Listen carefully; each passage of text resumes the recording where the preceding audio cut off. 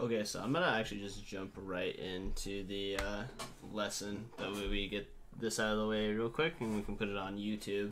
So previously, the person who posted this wants me to go over their op.gg real quick.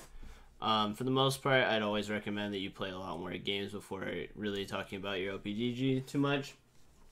For the most part, we're just going to jump into your rune systems for the Fiddlesticks and Soraka, and we'll talk a little bit about that, and then we'll jump right into your game. So for the most part, you're basically copying all of my rune pages, so there's not really too much to talk about here. Although I would recommend in some matchups to try testing out Absolute Focus. I've been liking it a little bit better on Soraka over the other ones, and also in more aggressive matchups, maybe not putting 3 points in W early and maybe trying 2 or 3 points in the E early. That way you can create pressure. Outside of that, I recommend basically never taking Exhaust and only very rarely taking Ignite. Try swapping over to maybe Barrier or Cleanse or Heal in certain situations. That way you just have a lot more defensive options and you're a lot harder to all in. So we're going to just jump right into the game for the sake of time. In this situation, by the way, if you are against something like a Fiddlesticks and your AD carry is already taking Heal, one thing you could have done in this game is potentially taken Cleanse, and it would have been able to get you out of fears and silences. So that would have also been incredibly helpful for you. It's your account. Yeah, sorry that you've had to wait so long to get this done. We'll just jump right into the game though, for the sake of time. So yeah, those are like two primary things, at least from what I've seen, for terms of skill ups. Probably want to invest 2 to 3 points in your E early. That's usually what gives you most of your pressure in the laning phase, and it's how you actually keep momentum in it. And then on top of that, I recommend not running Ignite and trying out other things such as Barrier and Cleanse.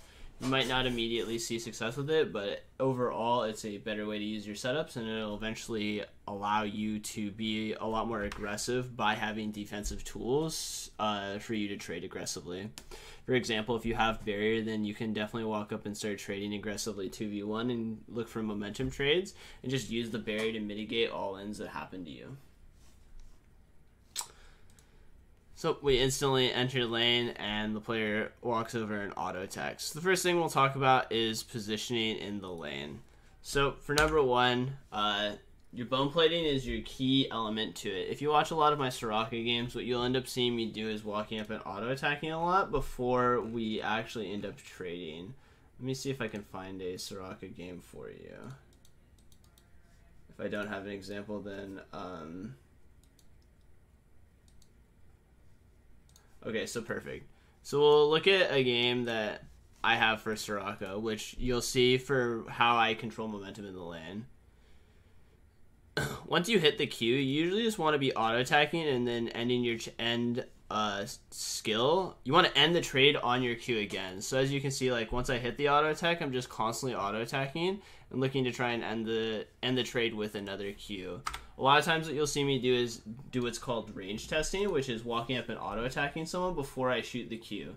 This is why bone plating is super powerful on champions like Soraka, because it allows you to take a front-loaded amount of damage while you're looking for the auto-attack Q. And then once you hit it, you have momentum in the lane and you'll win the trade.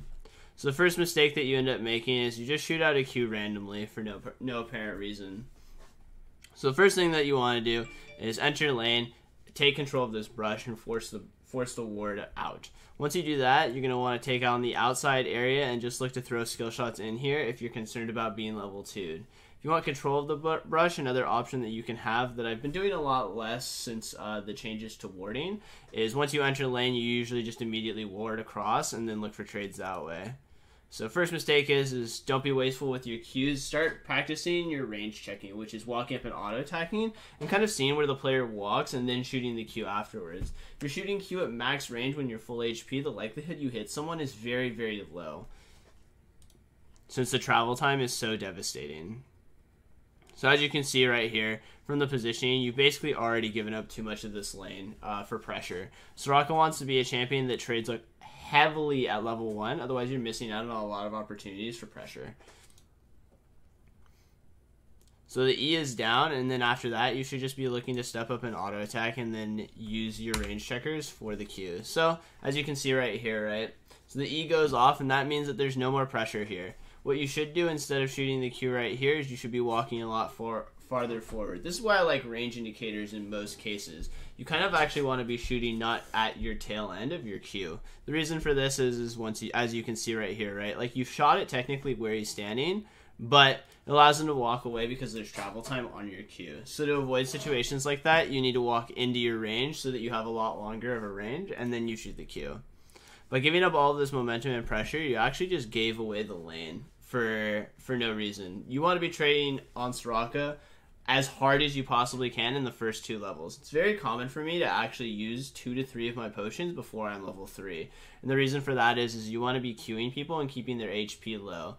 If their HP is low, then they're less likely to trade with you, which means that your harass and poke later on is really good.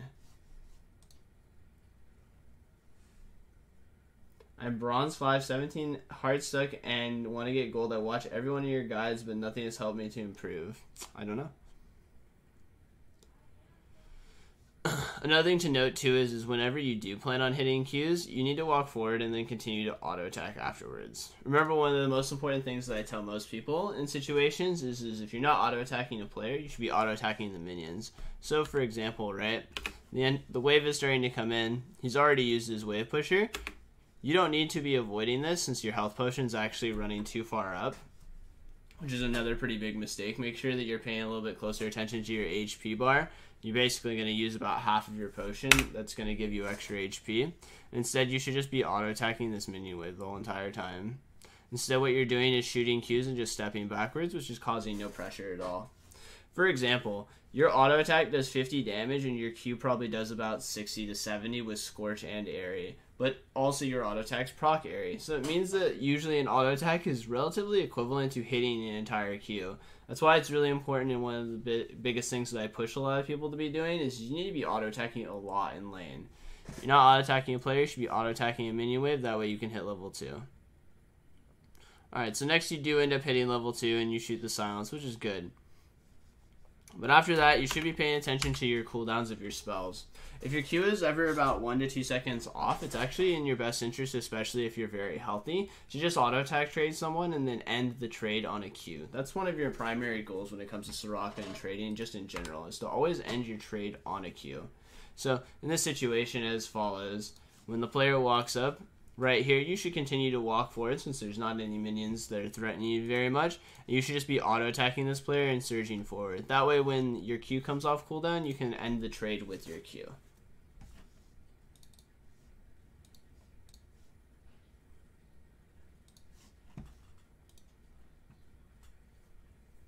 Another thing to note too, and a good habit to make of, is to always constantly check the brush for players and if the ward is dead. In this situation, since he's shown, we don't see the ward dead right now, so it doesn't mean that the brush is takeable.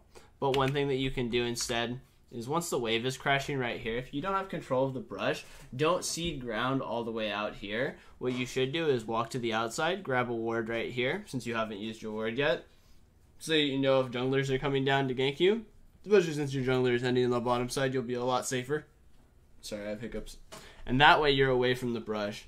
The best thing you can do to counter when you start losing control of a brush is to just get away from the brush and just harass the AD carry on the outside, forcing the support to respond to you.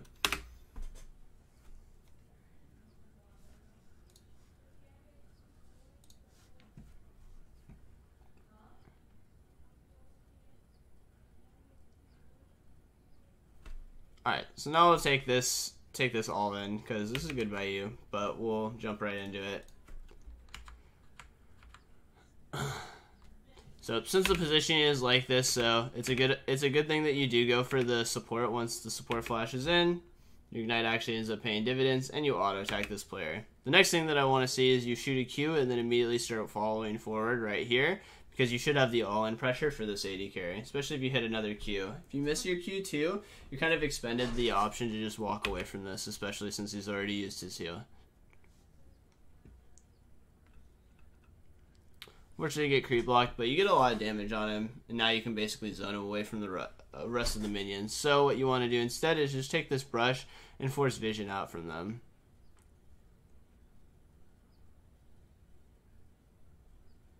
Oh me, oh my.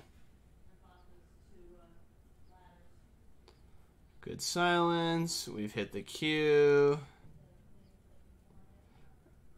And as you can see, like, your auto attacks do so much damage in these fights. In fact, you end up getting, like, more kills because you're just auto attacking. So those are all positive things for sure. Alright, so TP hit starts coming in. You get hit by that. So the next thing is anticipation with your flash. So, gang is coming in, right? The player is coming in. You have to ask yourself, what happens if I get hit by a skill shot? And the answer is probably you're going to die, especially because of the mana situation that you have. So there's two things that need to happen in this situation. Number one, once you see the player is hookshot, you should already be prepared to flash. Usually doing preemptive things and thinking about your options and opportunities to flash things will cause it to be a lot easier for you to do things. Usually when I flash something very instantly, it's because I've preemptively thought about potentially flashing it already. So for example, when you see this player in the middle of his hookshot, you want to be able to just already have your flash. So the hookshot's coming out, you should already have your hands over flash, and then just look to flash. Next thing to note is not dying in this all in. You only have mana to actually cast one thing, so you're actually way better off shooting your Q there, because it will heal you, and it will give you bonus movement speed, and it will slow down the opponent. Because you use the silence, though, and flash at the same time, it just allows the player to flash after you and kill you.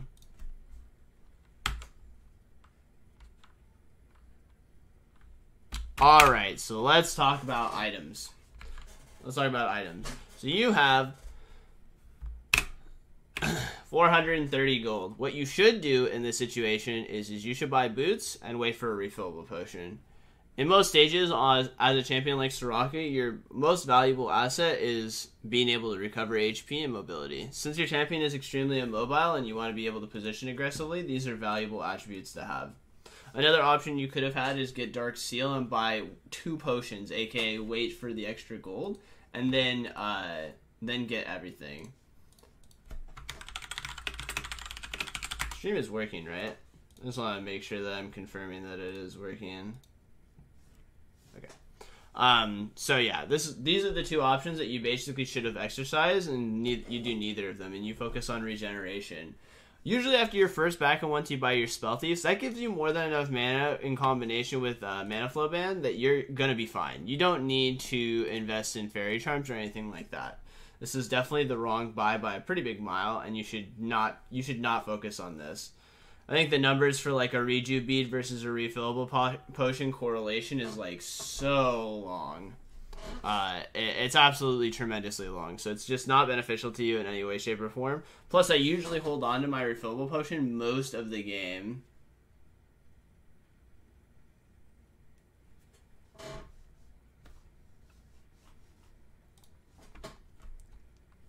So we're re-entering lane now that we've talked about buy options. I think it's fine that you went W level 3 based on the circumstances, but you should definitely invest 2 to 3 more points in the E for this lane. So now that you've entered lane, let's talk about vision control. So we'll just look at the canvas right here, which I think you can kind of see, which is our mini map. Once you get this pushed out, your primary goal should just be to get some wards out wherever you can. Usually in the tribes, your dragon is going to be very valuable. As you can see right here, you have 2 wards left up. So a lot of times when it comes to pushing, what I'll end up doing is I will try to get a piece of vision down before I end up going for the lane. So in this situation, right, you could walk over here and just dump a ward and try. Just making sure that you make good habits about getting vision down versus doing things and then getting the vision down is really important. That way you can know how far you can push a lane before you end up going up and pressuring it.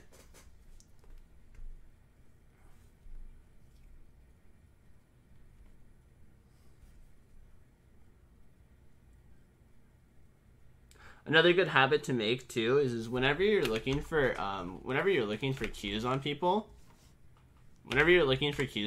usually making them go for range minions is going to be a lot more beneficial to you than going for melee, since they can be a lot farther away.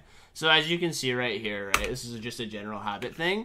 When you shoot a Q from here, he can stand so far away from you. But if you're standing within the range minions that are attacking each other from range, it's a lot easier for you to hit skill shots. That's why I also am a big advocate for whenever you're pressuring someone under their turret, make sure that you're not casting spells when they're going for melee minions, but ranged minions instead.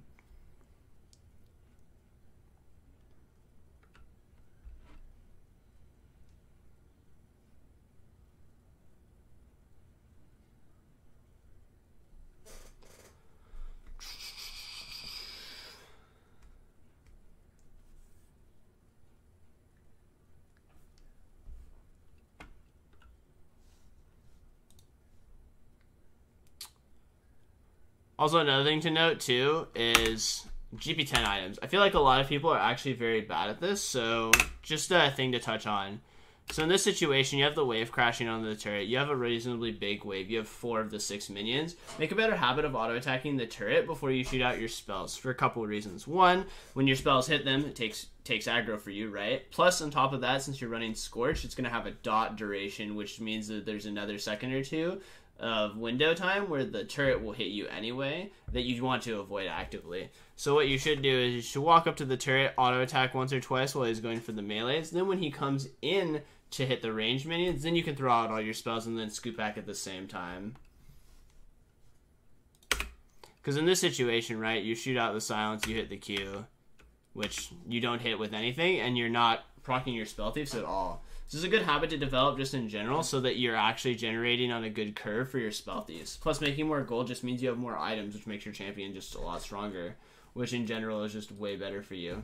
So these are all like good things, good habits to start developing now. That way you're making good income on a champion. Because in that situation, instead of getting potentially 3 or so spell thief procs, right, you instead got 0. And now you're sitting at still 200. And over a long period of time, that can add up to a couple hundred gold, which is an entire item for a lot of support champions. So, just a bad habit to develop in general. And also, not a fan of, if you are going to go something like Spell Thieves, especially on Soraka with E so easily accessible for you, it's definitely way better for you to at least invest 2 to 3 points in the E.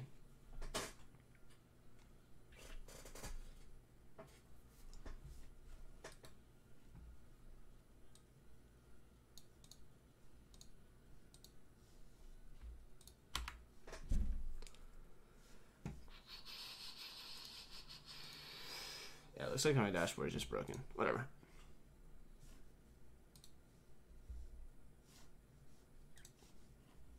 So, like, these are all, like, opportunities for you to be generating a lot of income that you're basically just missing for free by not auto-attacking the turret and then exiting out.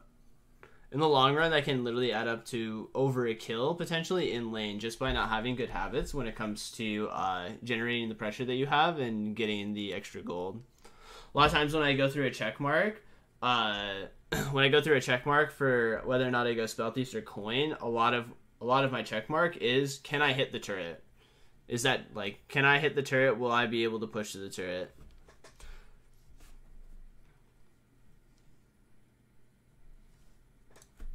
Alright, so we go back into lane. I think your buy is okay-ish, considering the circumstances, but it's...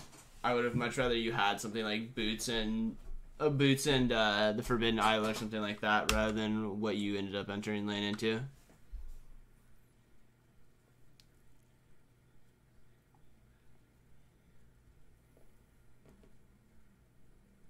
Alright, so right now you're just kind of chilling in lane.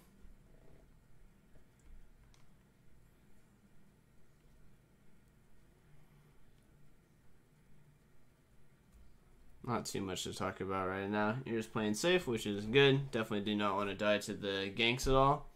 One thing you can do too is in situations like this, you can just throw out spells and go into brushes over and over again to see if they actually know that you're standing there or not. Hello everybody. We're doing a lesson right now, and then we'll be jumping into games.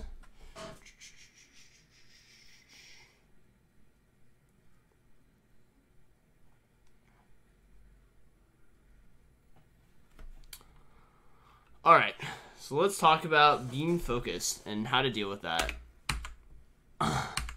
This is also why running something like Barrier is going to be a lot more beneficial to you, especially if you struggle at being focused in the early stages for a champion like Soraka. So this comes out, right, and then immediately he's looking for ulti. Basically, my best piece of advice is just run around a zigzag line. That's usually what ends up happening for juking. You're going to die no matter what if you get hit by anything. So for the most part, it's just important for you to eventually start practicing actively juking spells up and down so that you can avoid skill shots. So you do end up shooting out the cube, but the next thing that you should be doing is just dumping an ignite on this player immediately.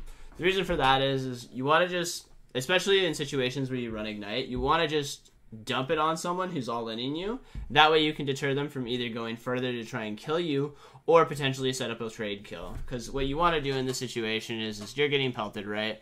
They're going in on for you, and you should just be bumping your ignite on this guy. That way your AD carry has an opportunity to trade kills in this situation.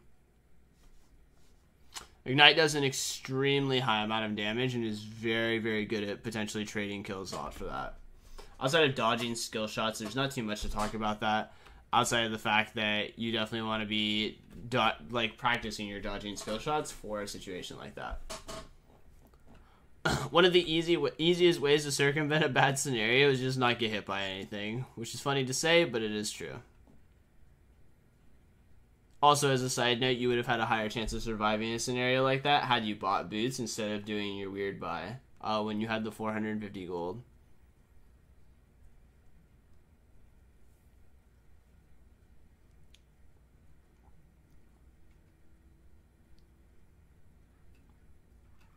Alright, so let's talk about silence, because it's one of the most important skills on the kit of Soraka in general, and it's not something you want to be wasting at any point in time, especially in scenarios where you're going to be defending the turret. So I'm not even gonna watch what happens in the turret yet.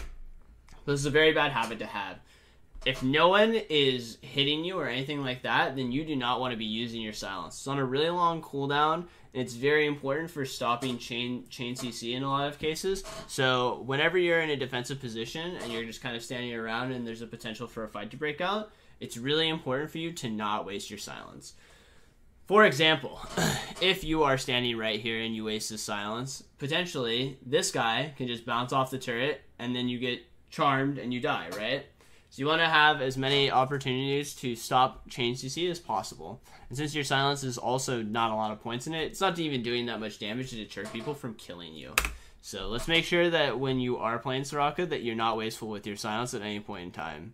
Like in a situation where basically you didn't waste your silence here and this guy walks up, imagine this player just gets silenced, ignited, and dies under the turret. That player right there is dead if you silence and ignite him instead. Especially while he's on top of your teammate.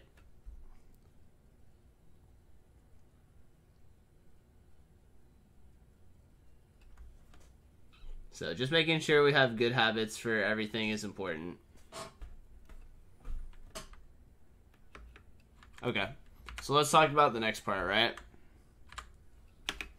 Which is, alright, the fight breaks out. Your teammate kills him.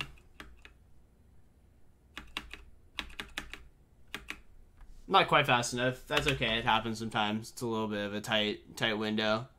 But, yeah, I don't know what happens here. I was going to say that's a mechanical misplay. Quite unfortunate. It happens. Not a big deal. Alright, and we're working towards redemption. Another thing that I want to point out is that despite actually fighting and trading a lot, if we just compound the multiple times where you had opportunities to hit the turret 3 or 4 times, you'd have an additional 200 or 300 extra gold. So I'm not doing that to pick on you, but just mostly to convey like how important like having all of those micro decisions that kind of help compound you into a more momentum and complete player. All right, so now we're at a situation where the wave is pushing all the way to the turret and you can't catch that wave. Your AD carry gets jumped on. You're running to him as fast as you can. He's toast.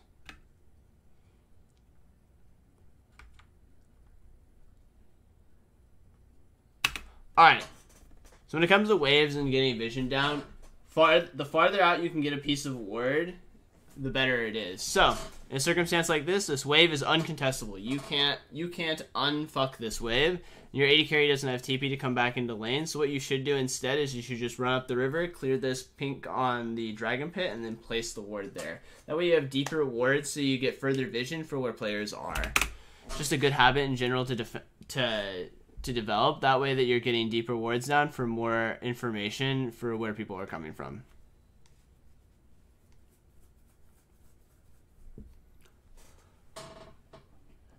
You have two teammates very far into the base.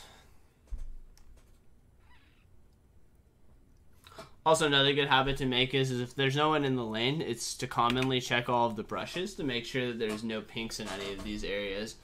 The highest probability of you being able to clear a pink is when no one else is in the lane. So making sure that, okay, there's no one in my lane, the wave's pushing to me. Just walk through all of the brushes and just check there to see if there's any pink wards there. That way you can clear them for free without having to fight over vision. Especially it gets harder when you're playing against something like Fiddlesticks and he hits level 6. So, good habit to develop in general.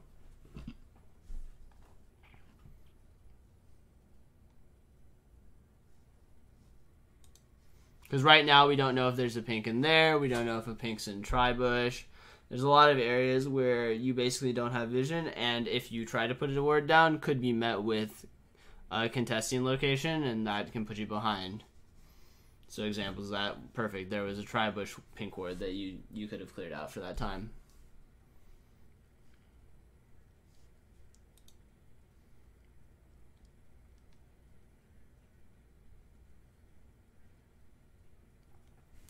For the most part, nothing's going to really happen in your lane. You're mostly just going to want to stand reasonably far back and just put silences down whenever you can. And try not to get any harass on yourself. Just trying to generate any gold income you can so that you can get stronger in the lane. For the most part, I do agree with most of your positioning, since once you get past the couple first levels, Soraka doesn't want to play nearly as aggressively, more behind your AD carry. Right now, you don't know there. Fiddlesticks says so. That is one thing to be mindful of at all points in time. Another good habit too is if the wave is always crashing in the middle, is to just pink ward one of the brushes, preferably yours. That way it denies the ability for them to TP behind you, aka get a ward here and then TP, especially because you haven't been able to switch to sweeper. And on top of that, it will also allow you to have a pathway for your jungler to gank. And a point of contestation. Alright, so great silence. You've silenced the ultimate. At that point in time, you should just walk up and look to pressure. A lot of times a good habit to have is just to ping on your way. That way your teammate knows that you want to fight. Another good habit too is since you've had this ward the majority of the time, you should be looking to ward a lot earlier than this. Alright, so let's talk about vision. This is why I kind of touched back on the getting vision between the dragon. If you don't know where anyone is on the map, a lot of times the worst thing you can do is ward just to find the person that you think that you're looking for. So mid lane's missing right now. Actually, this is a lot better. So you've cleared the wave, right? Mid lane's missing right now. What you should do is walk up and around and then ward on the Dragon Pit. That way you can see if the mid laner is actually walking down the whole time, and it'll give you a long field of vision. Your ward is about a minute too late and not far enough anyway. Now the next thing is decisions on positioning. The way you should play this is as follows. You just juked one of the shots and Ahri is coming in range. So there's two things. Your silence, cooldown, and juking. These are the two most important things that you have to develop as someone who's playing Soraka, since everyone pretty much dives for you. So number one, silence. You should put a silence in this brush right here on the end. The reason for that is they won't see the silence in the bush if they don't have vision of the brush, which they shouldn't have vision of the brush because we haven't seen Fiddlesticks walk over here and ward at all. That'll also stop his route coming through here. Because basically what you want to do is you don't want to run into a situation where you're silencing as Ahri is dashing, because then she's already in range to charm you and the charm will go off anyway. So you want to dump a silence there. After that, you just want to juke out and around. You want to get as far away from both the Fiddlesticks that's coming up through the lane and through the Ahri. So mistake number 1, not silencing early enough for your situation. Mistake number 2, trying to get out of this cone, but it just runs you into the Fiddlesticks. What you're better off doing is cutting up and around and then standing about here. That way it gives you the juke path to choose right or left to not die. Because by walking like that, you're 100% dead already.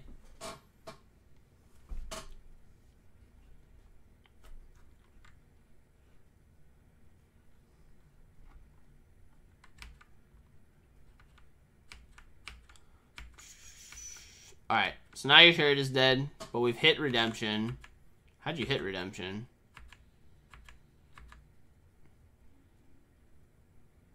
Yeah, just saw your pink for the redemption. Okay, so those are like all compounding issues when it comes to not hitting the turrets and creating pressure. So next we'll talk about vision in general.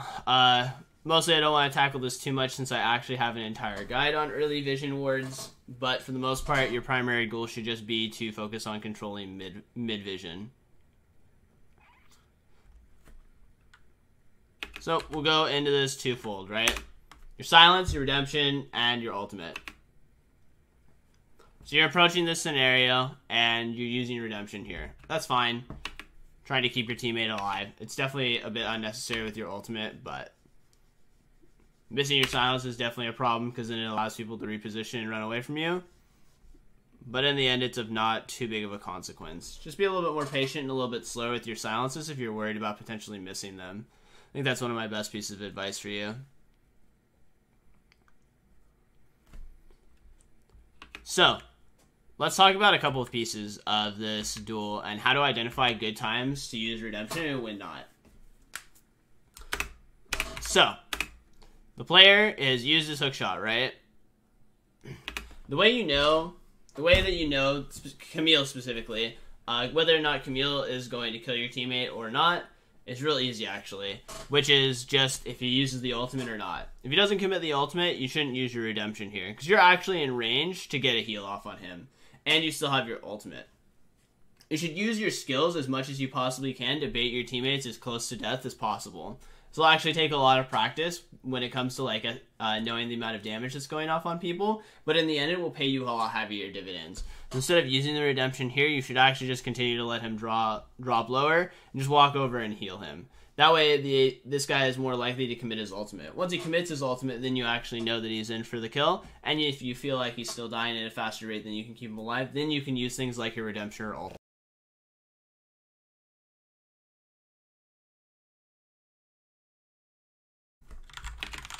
Been having a lot of stream problems.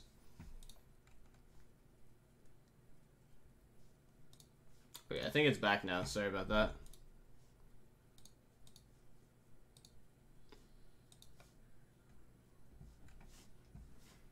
Okay, I guess we'll have to stream that together or something like that. Oof, that's frustrating. Okay.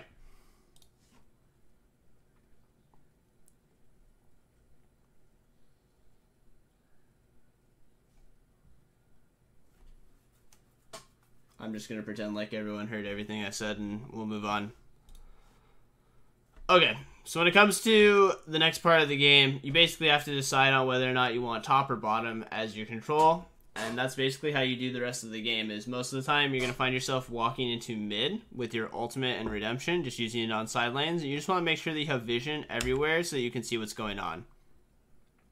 So for in this situation, you're clearing out the pink. That's perfect. Then what you should be doing is shifting forward and getting a ward on this ramp. That way you can see when anyone's cutting down, and you can kind of see a lot of angles for where Fiddlesticks is coming out from.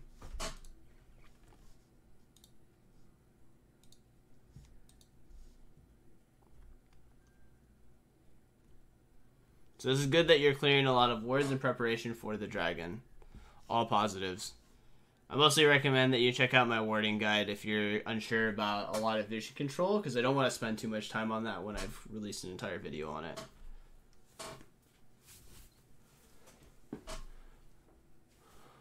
Alright.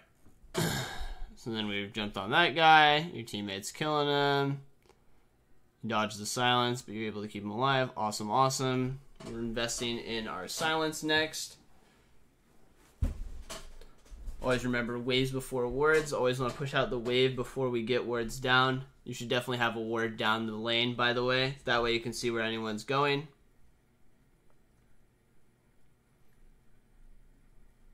So what?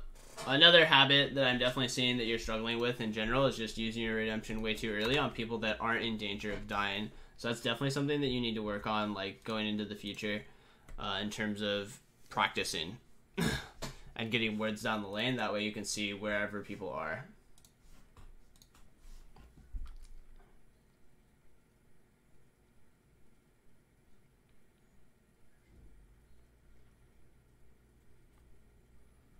Alright, so this actually goes back to a problem we talked about, remember, with the Camille hookshot. Make sure that you're actually using your skill shots to dodge an ability rather than to dodge nothing. So for example, right, Ari's coming at you. How do you die in this scenario? Well, you die by getting hit by the charm. Okay, well then you should flash the charm. That's exactly what you need to do in this situation. So you do a good job. You put the silence down. You should put it a little bit closer to yourself. That way, if they keep walking forward, they walk through it and get rooted. That's definitely something that you'll have to work on in the future for your silences. You shoot the Q, which is awesome, but you're flashing nothing. Remember, you just need to dodge the charm. If you get hit by everything else, it doesn't really matter. The charm is what's going to 100-0 you. So in this situation, right, don't want to flash unless you see the pink coming out of her.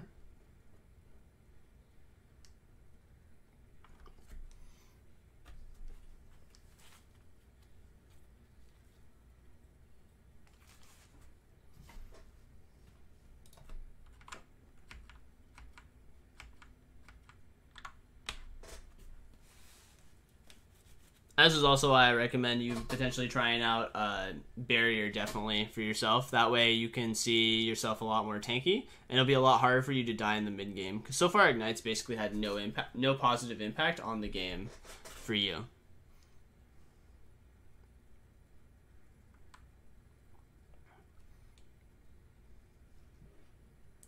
Alright, so we're healing everybody up. We're chilling right now. So far, this is going pretty good for you. You can just keep popping your pots. Definitely want to pull the dragon out.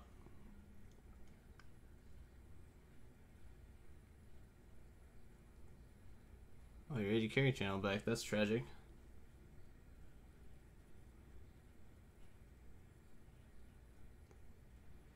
And make sure that you're making better habits of using both your potions in the mid game whenever you're depleting a bunch of your HP.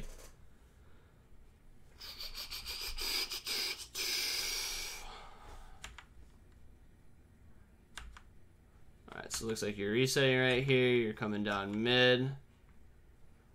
I'm not a big fan of going Ardent second since it doesn't give you nearly as much healing power, but it's not the end of the world.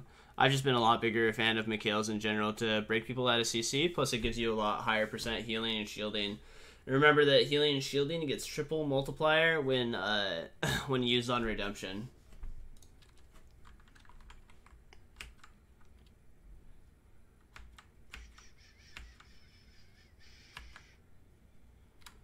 Alright, so we're walking down here, we're having a fight.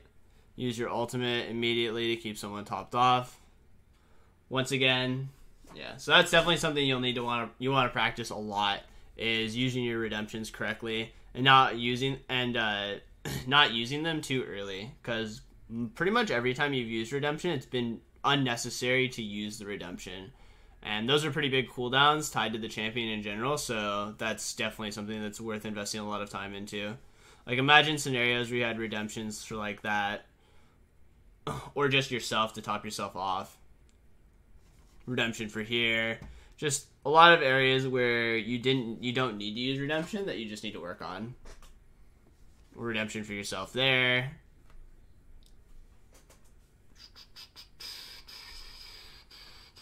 Also, another thing to point out too is you should be getting Lucidity Boots way earlier. Since the changes to Forbidden Idol, it only gives 5% CDR. Lucidity Boots are actually a very valuable buy in the build path, and it gets you to 40% CDR really, really fast, even if it overcaps you later on. So I definitely recommend that you're getting access to your Lucidity Boots way, way faster than you are. Like, for example, instead of getting this Aether Wisp upgrade, you could have just gotten the Lucidity Boots instead and been that much farther along for your CDR.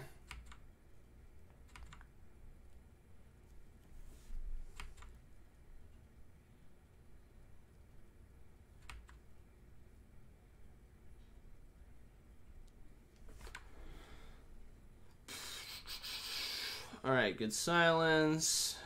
Got that off. And you can see just like how invaluable it is when you do get good silences off for your teammates. One thing that I do tell you though is you should pretty much never be grouped with your side laner. You should always be in the middle, because that way you can reach both sides with your redemption, as opposed to being stuck bottom lane is of no benefit to you, because then you actually deny yourself the opportunity to redemption another side. Alright, so now you've got pressure at 3 points on the lanes. There's 2 people dead right now. Good, good. Remember, don't be wasteful with your silences.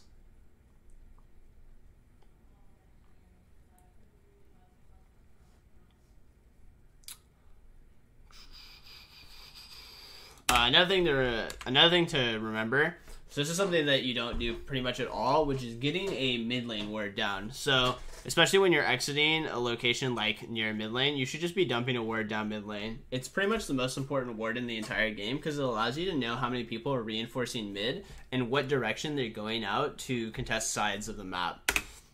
So you need to make a way better habit of getting wards down mid lane pretty much all the time, because the entire game length, I don't think I've seen a single mid lane ward. So it's like trying to make a better habit of that.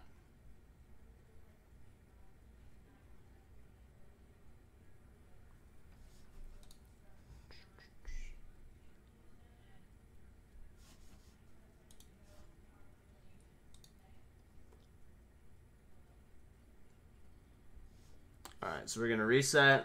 We're going to finish our Ardent, and you should come back on the map with multiple pinks, right?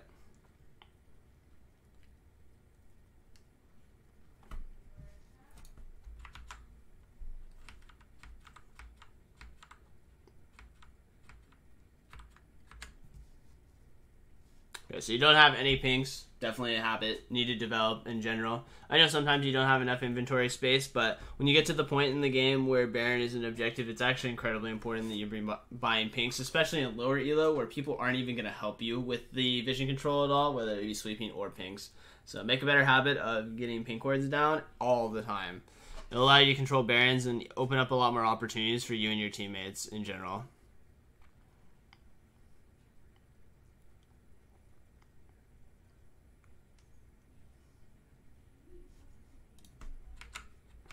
I think the game's pretty much over at this point in time. Oh no, it's definitely not. Alright, let's see how you run it down. I can respect a good old run it down.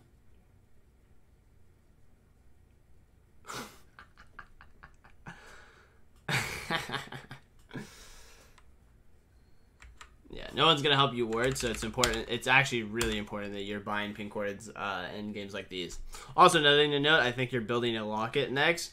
You should pretty much never build this item on Soraka. There's much better items stat efficiency wise that you should be building instead, and the shield basically is non-existent since you're not building any extra HP. So don't build locket anymore. And if you need, if you're worried about melee champions killing you, then you should build the Zonias. And if you're worried about mage champions killing you, you can either get a Spirit Visage or a Banshee's Veil, both of which are way better than opting into a locket. It's not going to give you enough stats to warrant its existence at all. Okay, so let's talk about vision. I think it's Rift Kit.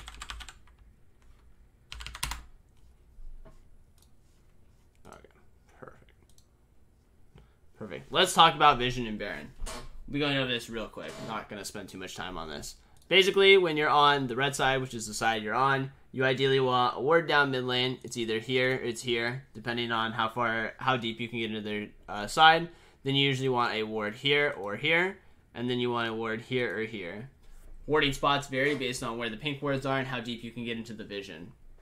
After that, for the most part, you just usually pink in the center, and you run a sweeper up and down these two areas. Ideally, you want, 3 to 4 pinks with your teammates, but these 2 pinks usually don't exist because, well, no one's helping you control wards. This is also why it's really important for you to be backing and buying pinks. That way, a lot of times what I've seen is their enemy support will just kind of,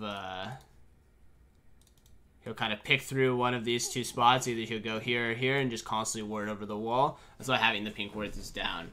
So this is your ideal. Here, here, and here are the ideals. And then here, here, and here are like the secondaries that you want in terms of vision. So those are the two kind of setups that you want to get for this kind of control around Baron. So when you're in this area and you walk past all of this and look at all of this darkness on the map, that's not really acceptable. You should be dumping a lot of wards down there. That way you have control of the entire area, and so that your teammates have a lot of forewarning for around Baron. Because you walking over here and doing this with the Zed doesn't really get anything done. So what you should have done here is you should get wards here, wards here, wards here, and then you should be in middle. That way, remember, it allows you to pivot the most and get wards, get redemption down and ultimate side lands, and rotate to the sides of the map that you need to create pressure on. By doing the top side, you actually create a problem with your map in general, and it means that you're not grouped with your AD carry. This game, you spent way too much time with Zed and didn't accomplish basically anything by being with him. On top of that, you're not really establishing any good vision lines for your teammates to do objectives.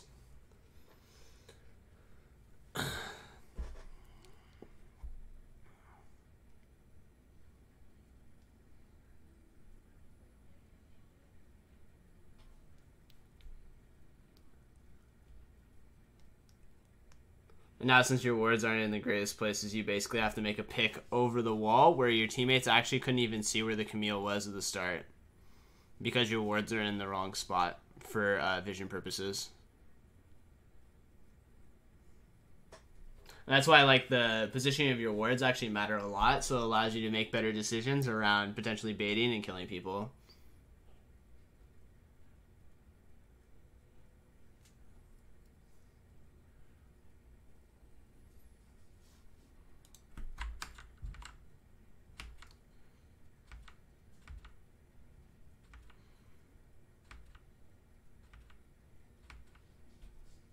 Alright, so your team ends up getting Baron anyway, despite the fact that the vision is not that great.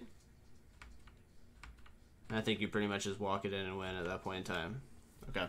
So things that I would definitely tell you to work on right now is your levels 1 through 3. Not aggressive enough at all. You need to be using your auto attackers for range indicators, then using your Q afterwards to create pressure in there. I recommend rewatching some of the Soraka BFB stuff if you haven't already. That way that can be really helpful. Stop taking Ignite pretty much all the time. It's definitely not correct in almost any way, shape, or form. After that, get a lot more used to letting people fall a lot lower and not always using your redemption as a knee-jerk reaction, because you're using your redemption way too early in places where you don't need to. Getting used to how much damage people deal will allow you to kind of circumvent a lot of that.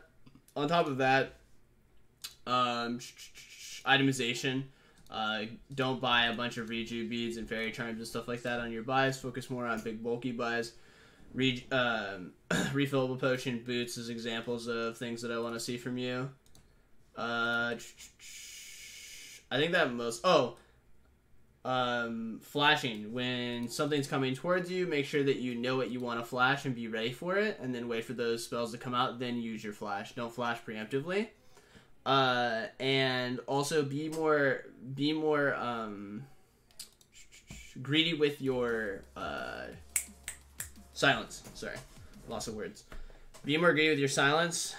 Silence when it matters. Don't waste it just randomly. And then also stop walking to side lanes as Soraka. And then the other things are just going over vision, which I showed you briefly. And then I have like an in-depth warding guide that you can go over too for your early game stuff, depending on what you need to control for, there it is. You can control for, dragons or Rift Herald. Hopefully that was helpful for you.